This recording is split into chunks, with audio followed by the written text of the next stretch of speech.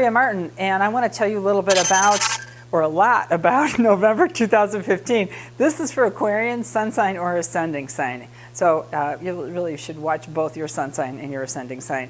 So let's take a look at this.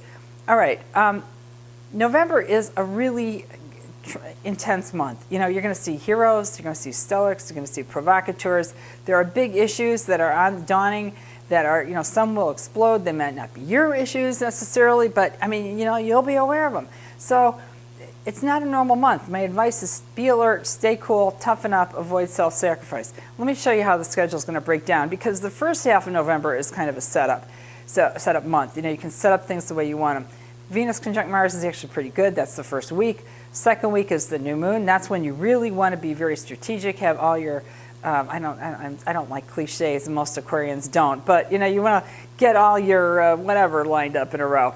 And then the big thing is, starting the 16th of November, all through the first week of December, Saturn is forming a square to Neptune. Now, this is like revisiting the medieval era. You know, you're going to see some people who are stuck in some type of purgatory, or even worse, and you know, maybe you're stuck too. I mean, it's human nature, but the thing is, you can get unstuck, and the full moon might be the final, you know, whoosh, that gets you out of it, and that's the 23rd through the 27th.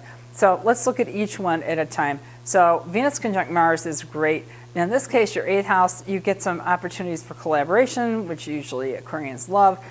You might enter into some contracts. There might be some troubleshooting. So you get a little extra energy to push some business things through.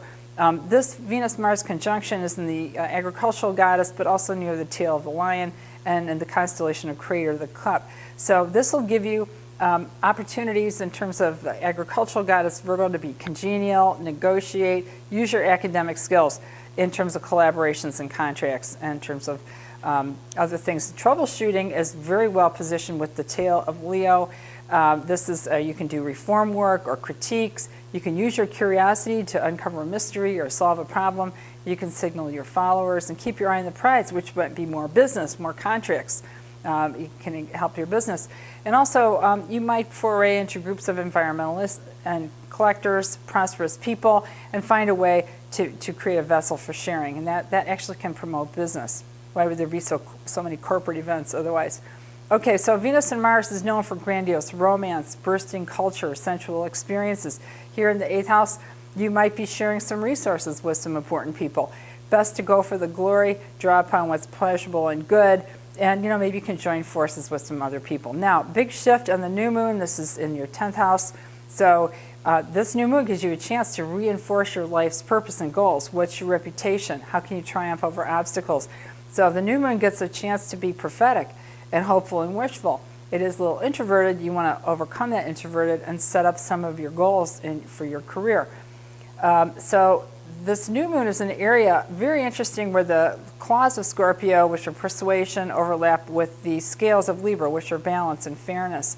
So you know, you've got a little of both, or a lot of both, in your career function right now. Also the Ophiuchus, which is holding a serpent, and Centaurus, which is the horse's body and the head of the man. So you know, you have a lot of instinct, intellect combinations going on to help you in your career. So in terms of love of arts and academia, that might be important in your career, maybe even more so. Use strategy, accounting, and law in your 10th house in your plans for your career. You can reach out, you can seek excitement, but you want to chill out any kind of moodiness, because your goal is to just keep moving forward, fulfill your ambitions, keep your eye on what you're trying to achieve.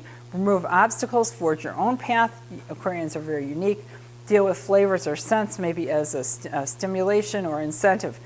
And so great. Plans should include new engagements, confident builders, and obstacle removers in terms of this new moon, the 9th through the 13th. Now, this is your last quarter. It's 3 months before your birthday. It's actually a really positive time, like a harvest. A very strong time. You started things on your birthday. Now you have something to show. So by all means, get out there and show it. It's a strategic time frame. Calculate your motions. Use keen awareness and observation. So it's really good for that. Now, here's the tricky part of the month. And it's you get 3 chances at this, really.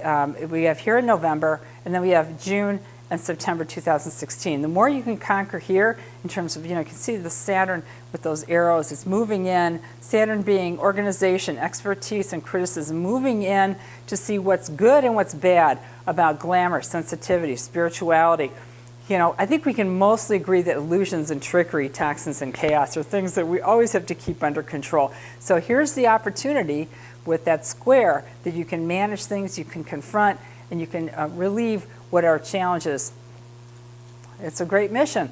In this case, you have a lot of friends who are, and friends and benefactors and patrons who are really organized, expert, dignified people. And they can help you to sort out what you want to keep, what you got to get rid of in terms of your resources, your aesthetics. You may have accumulated a lot of stuff. You may have some magical things, magical ideas about aesthetics, but what's going to work? So ask your friends, ask your patrons. They'll tell you, because the kind of friends you have are tough people, strategy-oriented. They've achieved a lot. These are great friends to have. So you might be a little bit of a collector or a hoarder, and so you got a lot of stuff. Maybe give it away as gifts or find a place to donate them, noble cause, a charity, whatever. On the other hand, really fine-tuning your aesthetics and your sense of money and your discipline. Very good. So, people or projects that are living in an ideal world, which in this case is more, your survival instincts maybe need to get sharpened. They maybe have to get more whipped into compliance. There's excellent character growth potential here. Coping mechanisms and adjustments are active. So, toughen up. Okay, the full moon is going to push this to the edge because some of your special talents come into focus, and relationship with children, if you have any, and your talents are really becoming vivid, and you have a revelation, particularly about probability estimates. What's going to work, what isn't going to work. Well, this full moon is in the bullseye, so it's really a lot of targeting, and it's a kind of a judgment day. But you can be really confident about your talents, but also contract-oriented. If you tell yourself you're going to learn to play an instrument, well, then do it. If you tell yourself that you know that you could be luckier, then make it happen. It's just you really got to push forward. So you want to guard against harsh judgments, maybe of your own self and your own talents.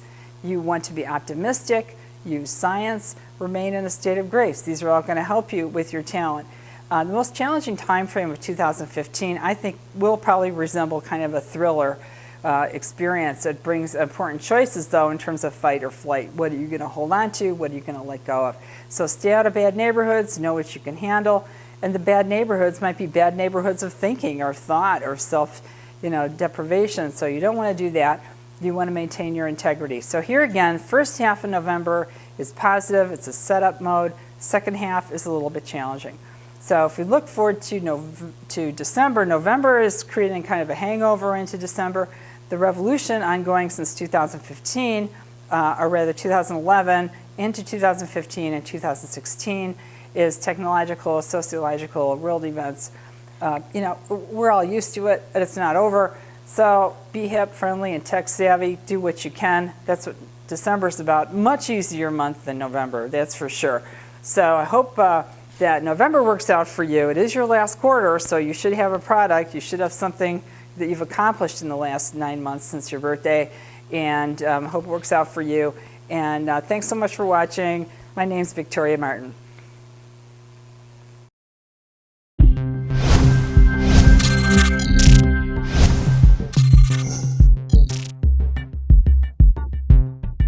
Bu akşam seminerimizi canlı olarak mobil uygulamamız üzerinden yapıyoruz.